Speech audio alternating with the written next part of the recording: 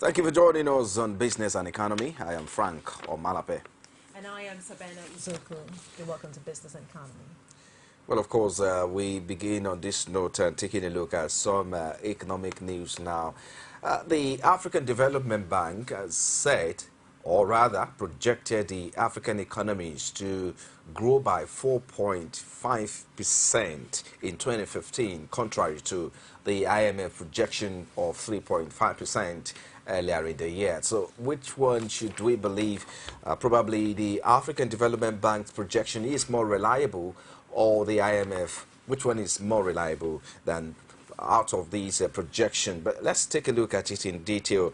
The African Development Bank, which has said that the continent's economies will grow by 4.5% in 2015 and may reach 5% in 2016, which according to them, this could be a very good news on the continent. This says in 2015, Africa economic outlook is, in spite of the global financial crisis, growing.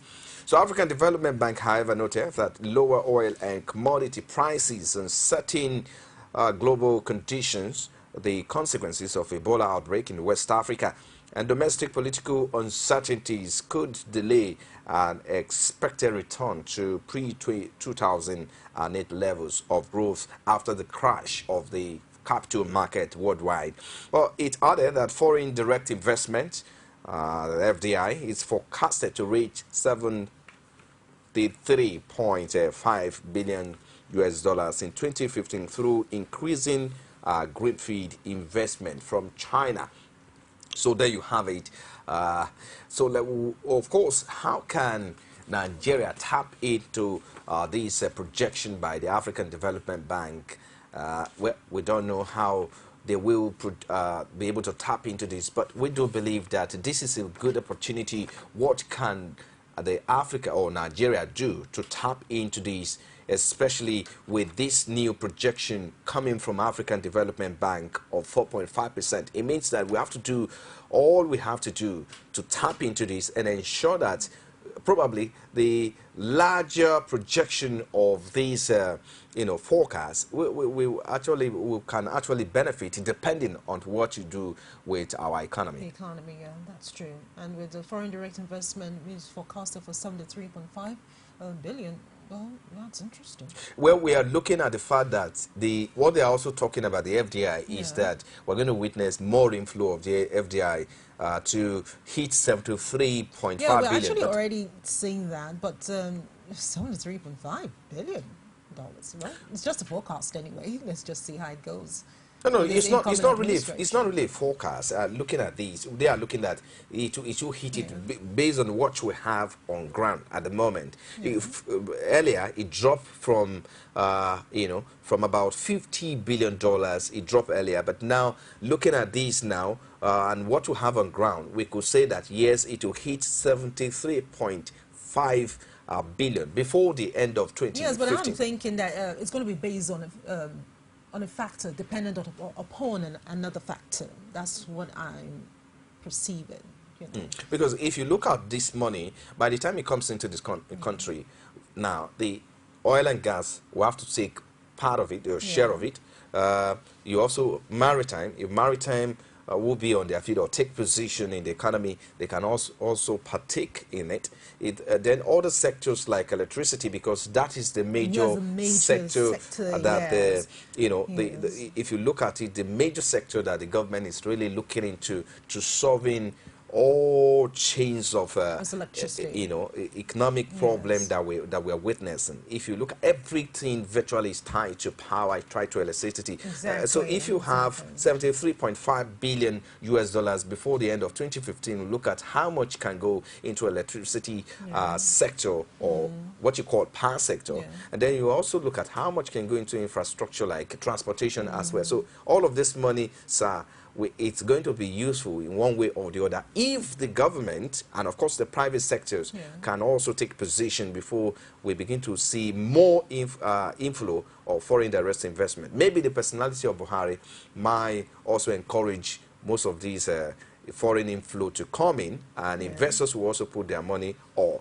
pump more money into the Nigerian economy. So Nigeria can really take advantage of this, the African economies, which has been projected to grow by 4.5%. Let's also move away from that quickly and take also a look at the fact that it is good news now that the filling stations across the country have begun the lifting of fuel across the state. Gradually disappearing. So that's good news for us. Of course, you can go to work now, maybe not paying double of what you used to pay. For longer hours. By the time you get to work, you're so stressed up. Double effort, double of everything, putting so much. Well, it actually caused a cut across board yesterday. We all felt the impact. Because if you're looking at it, if I'm collecting or receiving 20,000, or say for instance, as a salary, and then I'm spending like 10,000 naira of that money, or 50% of that salary goes into fuel. Over transportation. Yes. It means that at the end of the day, how much am I left with, or how much I'm left with to spend at the end of the day? So you also need to consider domestic, cost as well, buying ingredients and equipments and all of that. So this really is a relieving moment for Nigerians across the state to look at. Yes, I think it's not relieving. Actually a very interesting report on that. But again, another problem is that the marketers are saying that the queues might not disappear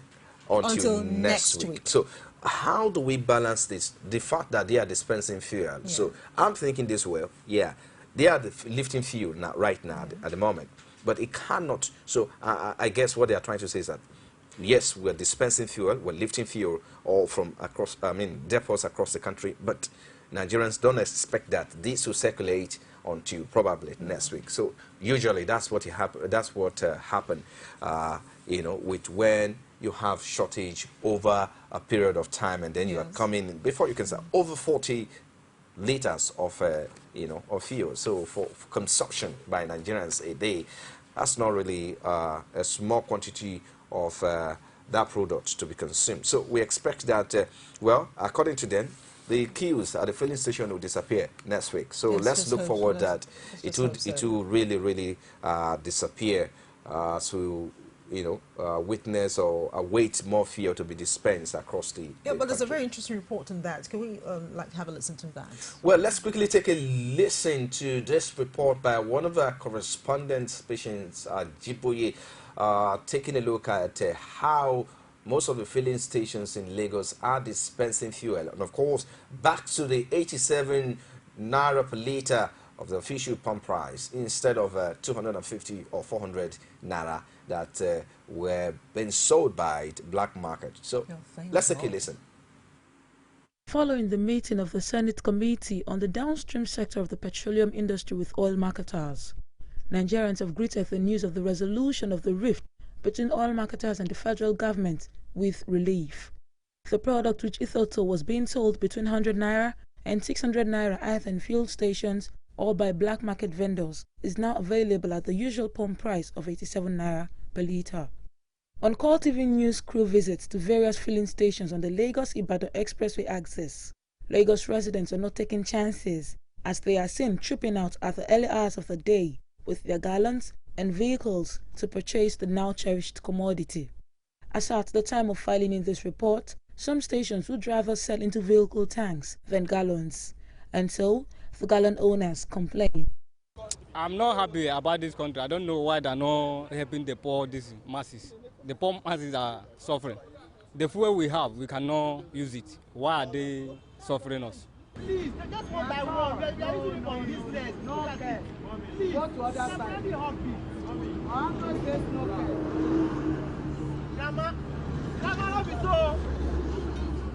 Capital Oil, however, stood out, just as they did yesterday with sale of fuel where many stations had nothing to sell. But today, while other stations sell at 87 naira, Capital Oil sold at 100 naira.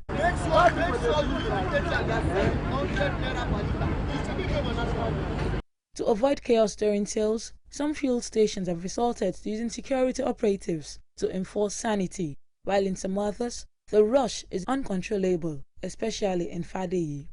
On Ikorodu Road, however, some fuel stations are yet to resume, refusing to speak on camera An operator says they are yet to be supplied, but are hopeful that the product arrives before the day ends.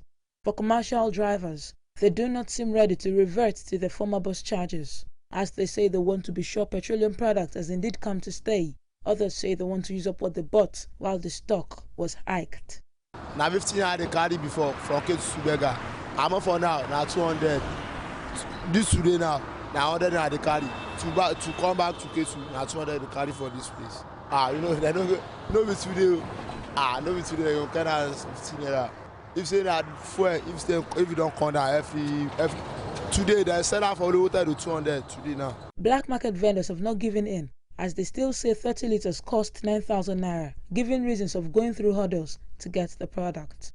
Travelers also have to pay more than their usual fare. Prior to now, we do pay 5,000 naira, but today I'm paying 8,000 naira to Port Harcourt.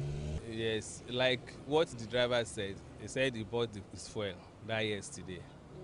And the fuel he bought yesterday is what he's going to use today. So maybe the one he will buy today at a reduced price from the filling station, he will use it tomorrow. As the rush for fuel continues and more supply of the product continues, Nigerians can only hope that normalcy is restored soon.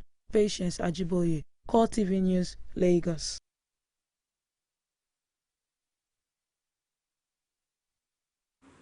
There you have it now, taking a look at the fact that some are still selling 100 naira and some in most filling stations are selling for 87 naira. But Capital Oil for 100 naira, well, that's because they obviously must have bought from black market and they have to make up for the loss. You know, that's what I think. Maybe that's why they're selling for 100 naira.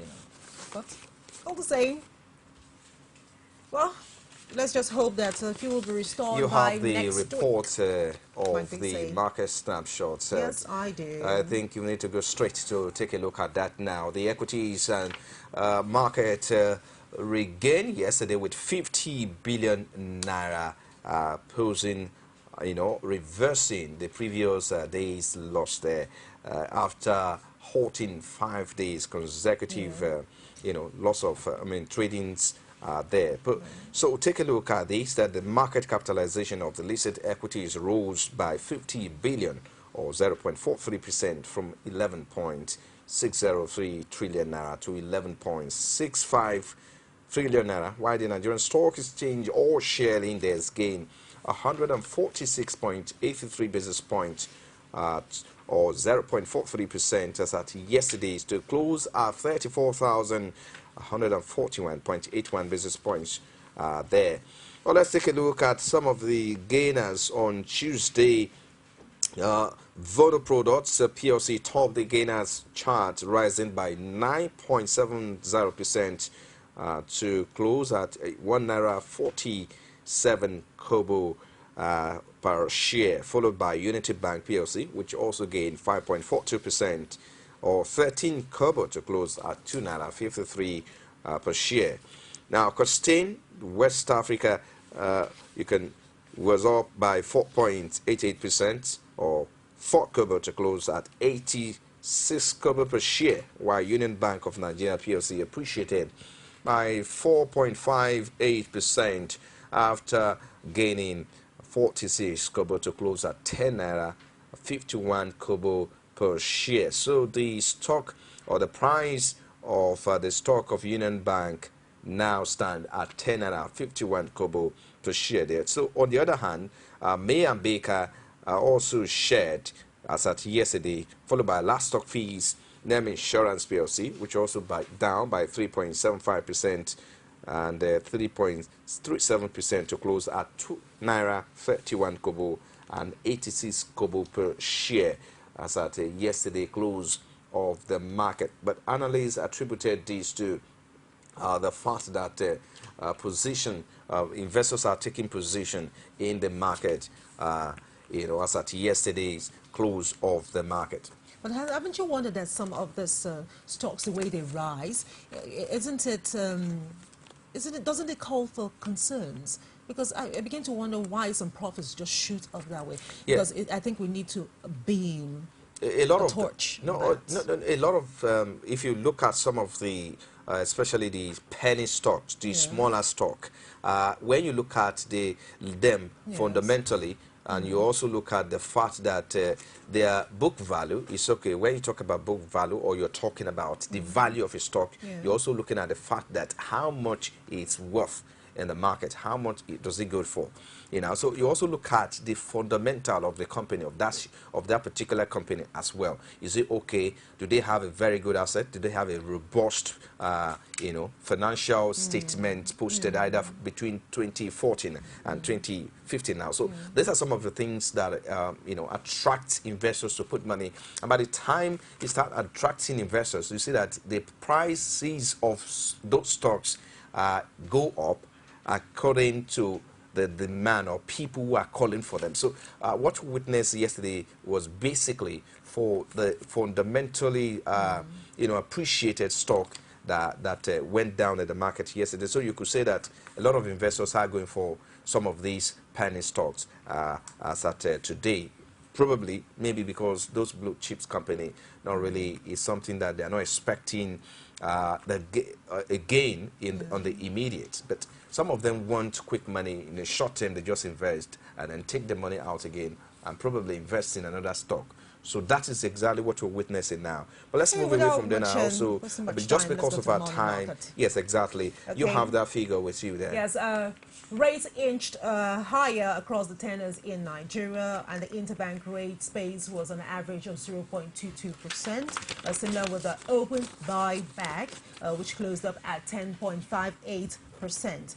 And the Naira depreciated further today, shedding 0.20% to push the mid price to 197 Naira 49 kobo to the US dollar.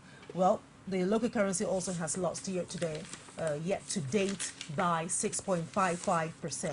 And then for the Treasury bills market, it reversed the previous trading day decline, with the average yield increasing by 0.36% across the instrument, credit to a decrease anyway in investors' buy sentiment. And well, off yields in the bond market increased marginally in both the benchmark and the off-run bond space. Just a quick now, let's cut this segment short and quickly take a break. When we come back, we'll take a look at the oil and gas sector, what needs to be done in the new dispensation, talking about the incoming government reforming the oil sector. We'll be having analyst, a petroleum engineer on the show to talk more about What this. do you think about the oil and gas sector? Well, maybe we'll have to leave that too when the analysts come. A lot of challenges in that oil and gas sector. Now. Trust we'll have me. to leave it there now. Better. Let's take a break. We'll be back. Business and economy continues.